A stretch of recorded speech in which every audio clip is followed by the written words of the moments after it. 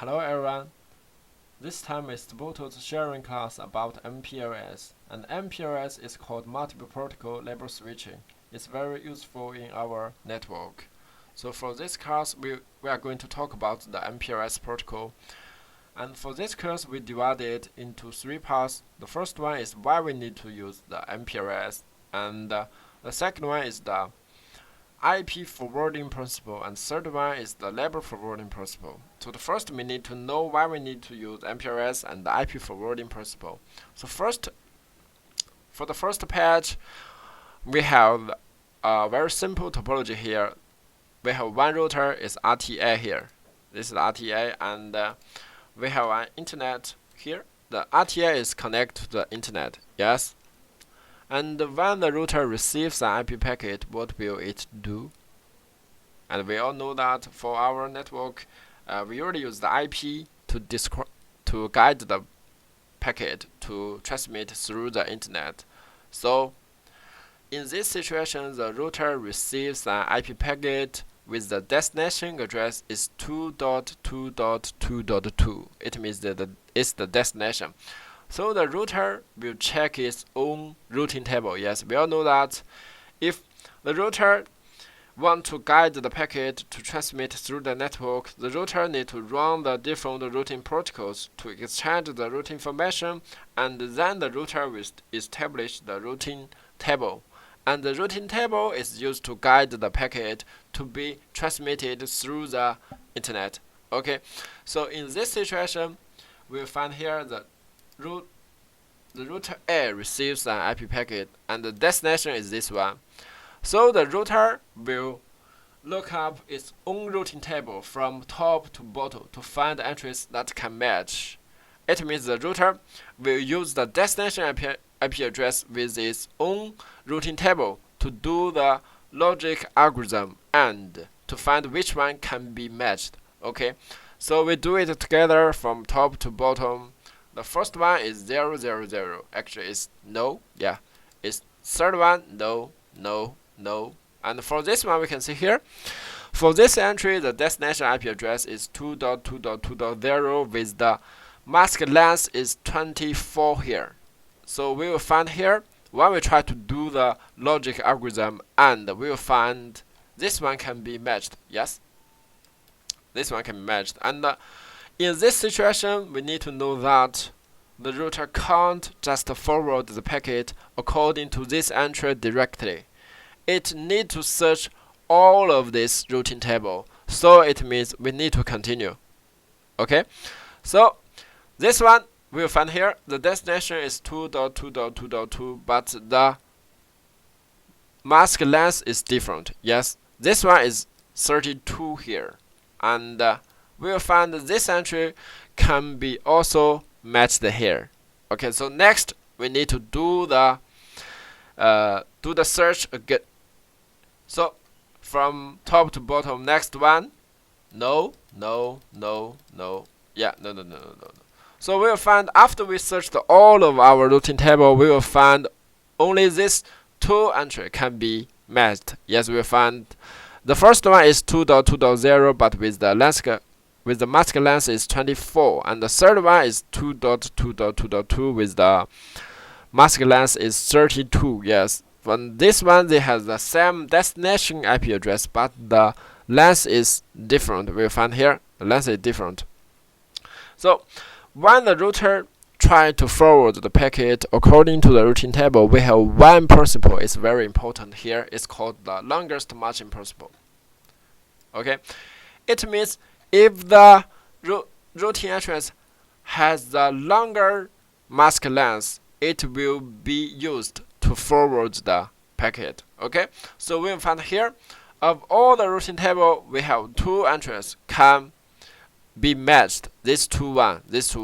But this one is 24, this one is 32. It means this one is longer. Yes. So the router will forward the packet according to this one. Okay, according to this one. It means this one can be matched at last. Okay.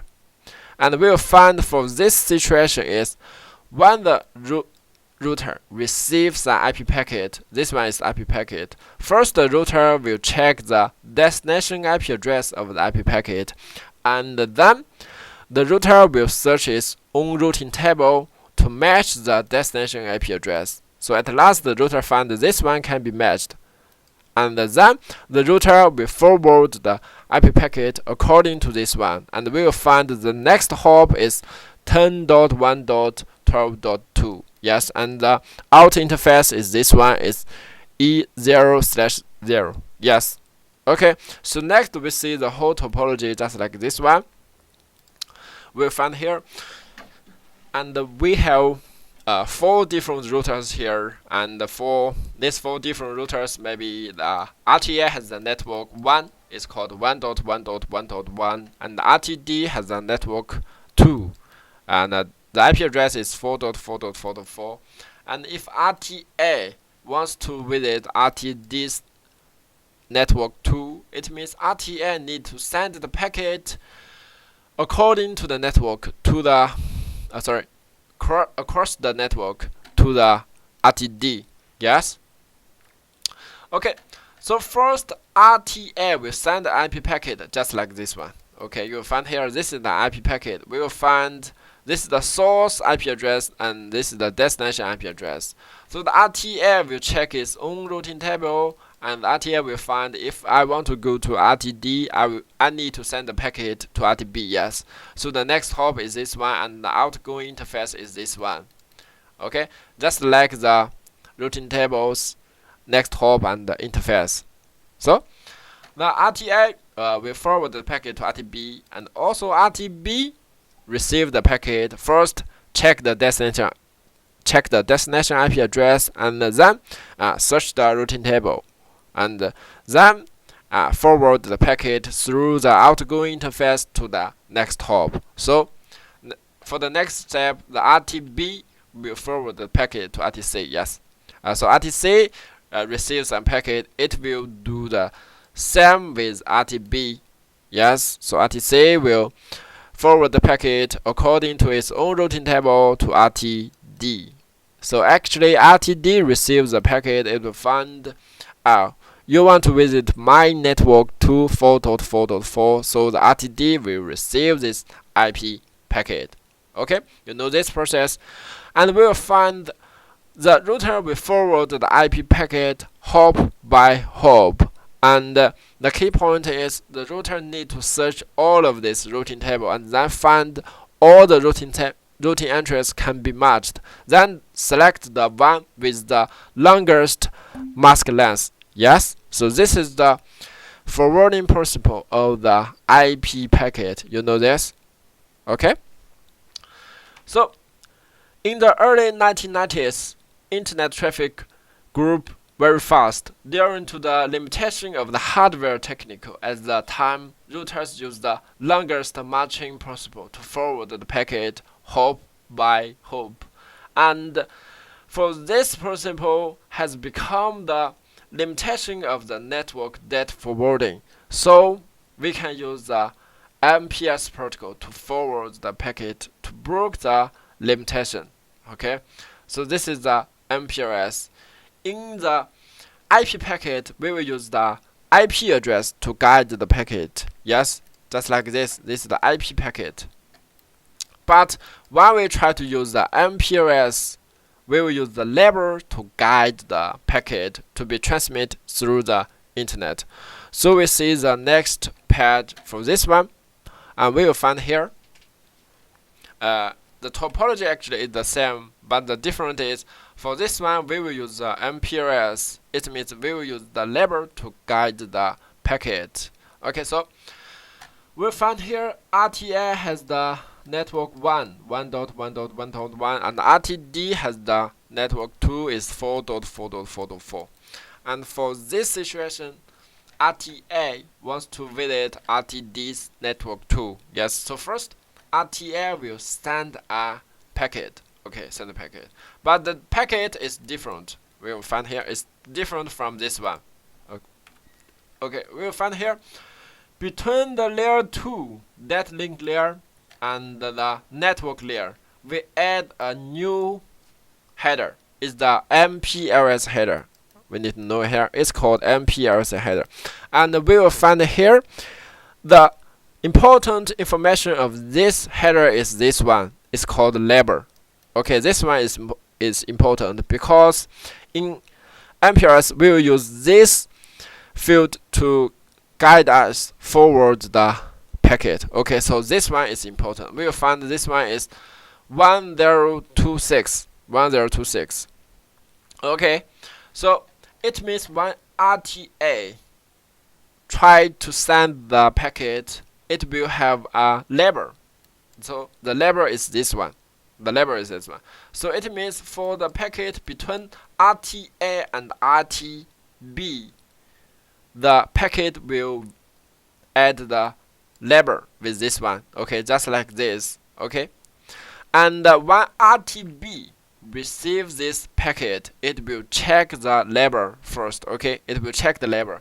So the label is this one, and then RTB will find when the in label is 1026. It means the out label is 1025. Okay, it means the out label is this one, and then the RTB will check when the out label is 1025, which router should I forward it to. It means also the RTB need to know the out interface and the next hop, but we will have a relationship between the out label with the outgoing interface and the next hop. So it means when RTB finds the out label is 1025, it means the outgoing interface is this one and the next hop is this one. So the RTB will send the packet to RTC with the label 1025. Okay, so also when RTC receives this packet, RTC first will check its own label forwarding table. Yes, and in this topology, the routers will check its own IP forwarding table, and but for this topology, all the routers will check its own label forwarding table. Okay, so when RTC check the in label is this one, it means the out label is this one. Okay, in the label forwarding table, we will have the relationship between the in label and the out label. Okay, also when the RTC finds the out label is 1024, and then the RTC will know the out interface and the next hop. So the RTC will forward the packet to RTD. Okay, to RTD, and then when RTD receives this packet with the label is 1024. Yes, so the RTD will find that the label is this one, but the out label is none. It means this network is its own. Yes, this means this network is directly connected to RTD. So the RTD will forward this packet to the network 2. It means for this situation, the RTA can visit RTD, but different from this one. For this process, the label is very important here because all the routers will use the label to transmit the IP packet. So this is called the Mpls, and we will find here the packet is also different. This packet is the normal IP packet. Okay, it's the normal IP packet, but for this one, we will add a Mpls header between layer 2 and layer 3. For this Mpls header, we will know what's the label. So we will find here between RTA and RTB, the label is this one. RTB and RTC label is this one. C and D label is this one. Okay, so this is the forwarding process of the Mpls. So the key point is we need to establish the label switching path. It means in the IP network, just like this one, we need to run the routing protocol to let the routers exchange the routing information so that they can establish the routing protocol. Yes, so in Mpls, we also need to establish the LSP. It means the label switching path. It's just like routing table of IP, and for the label we will also have the label forwarding table. And so we need to let different routers know what's the meaning of the different labels. Yes, so it means we need to establish the label.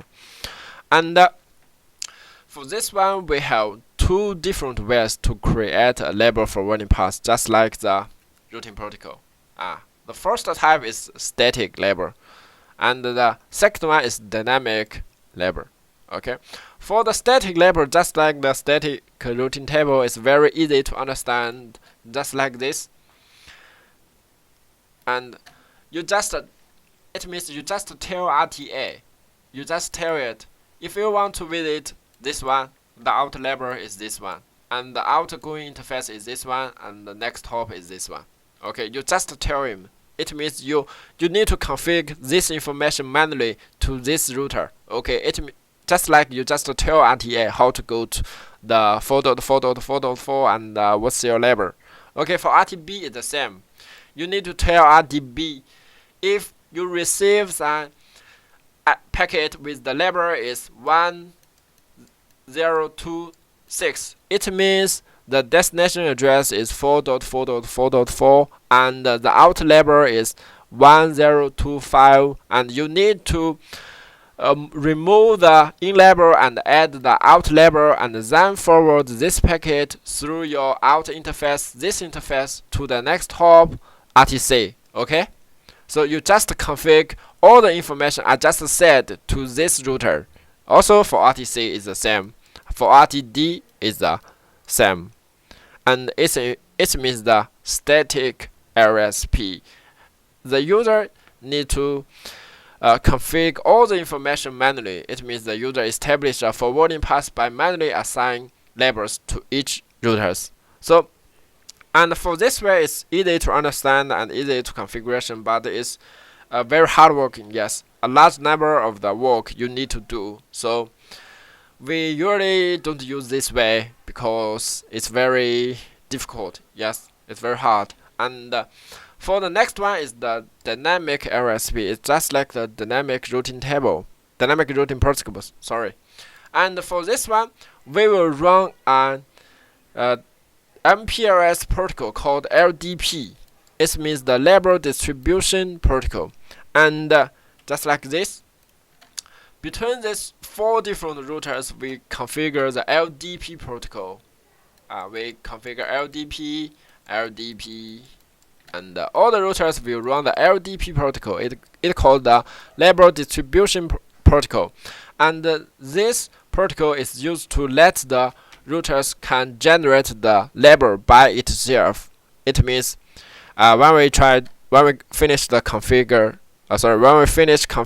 all the LDP protocol, and then the different routers will establish a label relationship. So this is the first step, and then they will establish the label information.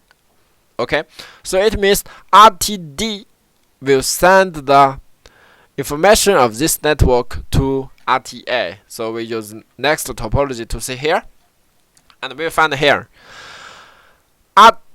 We have finished configured all the LDP protocol, okay? And then all the routers has become the LDP label relationship. And for next one, RTD has this network 2.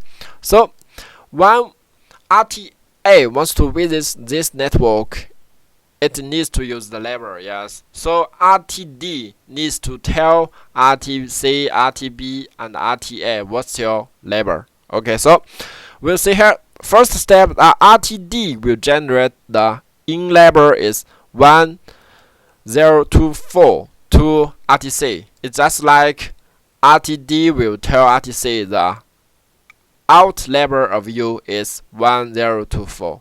And when RTC receives information with the destination address is network 2 and with the label is 1024. Also, the RTC will tell RTB what's your label and what's the destination. So RTB will receive the label information from RTC here. Also, the RTC will tell RTA the label information here. So RTA will know if I want to visit the network 2, the out label is this one, and I need to forward it to RTB. And RTB will know if the label is this one, is 1026. It means the out label is this one, the destination is this one, and I need to forward the packet through my outgoing interface to RTC. Also for RTC is the same. It will forward the packet to RTD. So we'll find for this process is RTD will distribute the label to RTC, to RTB, and to RTA. So it called RTD is the downstream. RTD is the downstream. Okay, so RTA is the upstream.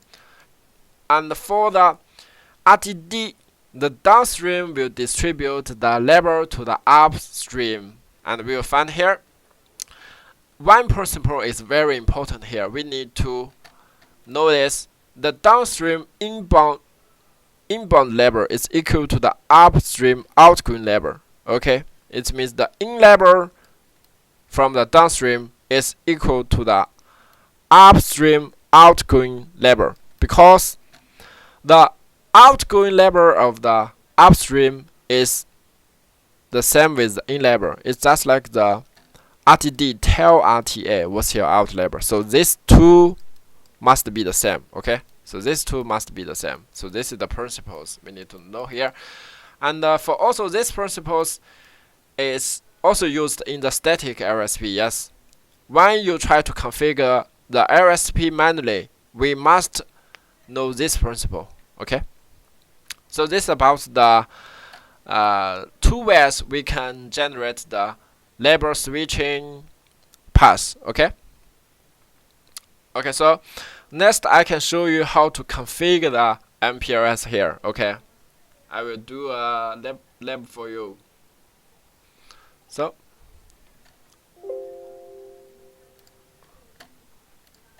just like this one, and we have 4 different routers here, and for this software is our SPOTO Cloud Laboratory.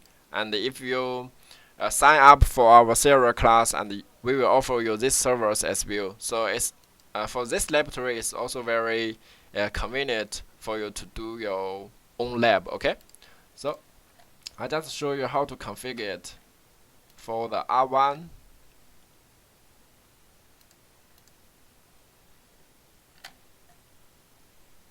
Okay, so we have 4 routers here, and for this different 4 routers here, we need to configure it one by one. So for the first one, for the R1, and we need to configure it. Okay, here, first one we need to enable the IPCF. First one we need to enable the fast forwarding of the R1. And the next command is called Mpls Lable protocol. It's LDP protocol, and this means we need to enable the function of the LDP and the Mpls here. And this 2 command is enabled in the default mode.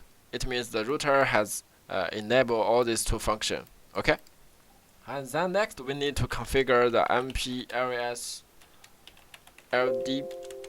LDP's root ID, and the root ID we need to configure it here just like the root ID of the OSPF. It's the name of the router here, so we must configure it here. We need to know. And for the root ID, we usually use the loopback address to set it as the root ID. So for this one, for R1's root ID is the same with the IP address of the loopback 0. Okay, so next we need to configure the Mpls under the interface. Okay, so next we need to enter the E0/0 for this interface. We can see here for this interface. So we continue our configuration. The command is Mpls IP, and then this is all the basic configuration of the Mpls. So we finish it. It's all the basic configuration. It means when you finished this configuration, the routers can communicate with each other through the label. Okay, and the configuration of R1 is the same with the configuration with R2 is same with R1. I just show you this one is the same. This is all the configuration command, and R3 and R4 is the same. The first we need to configure the Mpls root ID, and then we need to interface the interface to configure the Mpls IP. So for R1 is this interface, for R2 is this two interface, for R3 is this two interface, and for R4 this is interface. Yes, and after you finished all the configuration, you can check the first thing you need to check the neighbor relationship here. So just like this command, you can use the command do show Mpls neighbor. Sorry, to show Mpls LDP neighbor. Sorry. Okay, for this one you can see it here. R1 with R2. This 2.2.2.2 is R2's root ID. This is called LSPID. So it means R1 has a neighbor relationship with R2. And for next we check R2 is the same command here. We find here, sorry, to show Mpls LDP neighbor. And we find here for R2 will have two neighbors, R1 and R3, and we find here this is R1 and this one is R3. Yes, and next we check R3 here. We check it here.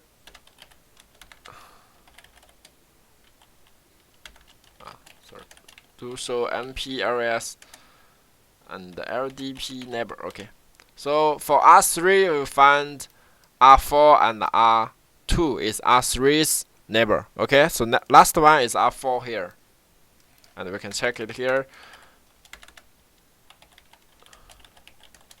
So Mpls LDP neighbor.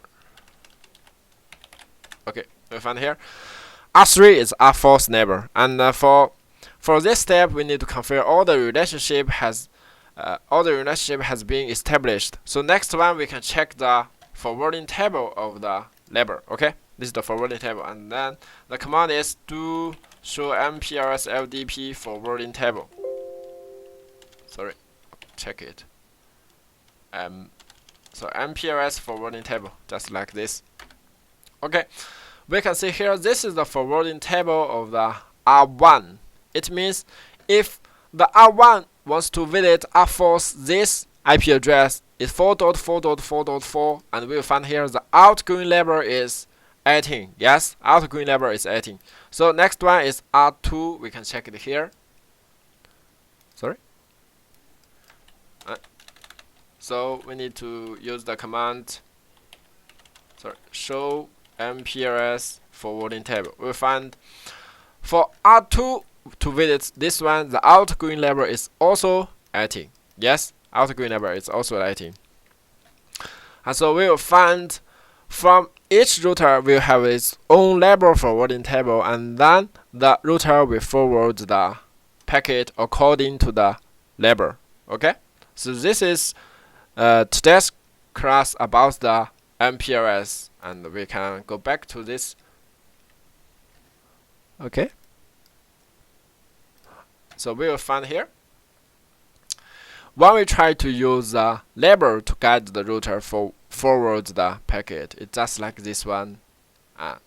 RTS and the packet to RT4, the label is this one, and between RTB and RTC label is this one. RTC and RTD label is 1024 is this one here. So that's all for our today's course. Okay, we talk about the forwarding process of the IP. We talk about the forwarding process of the Mpls. Okay, so next is about our SPOTO serial class, and I want to tell you something about this.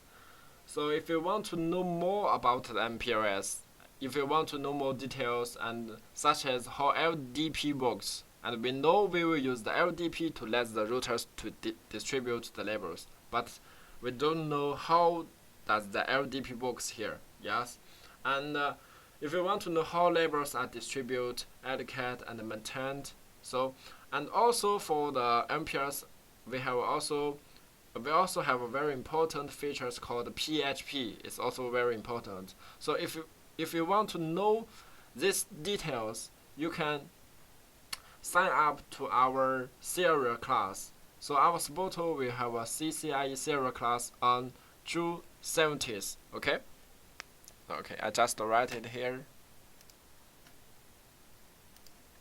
And for this time, we will have a serial class. It will help you to learn a lot of knowledge about the CCIE.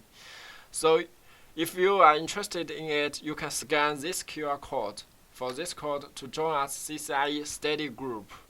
And you can discuss the your questions, your problems with other students in this group. And also in this group, we have our own teacher here. And our teacher will help you to solve your problems here. So okay, that's all for today's course, and thank you for joining us. I'm waiting for you. Okay, thank you.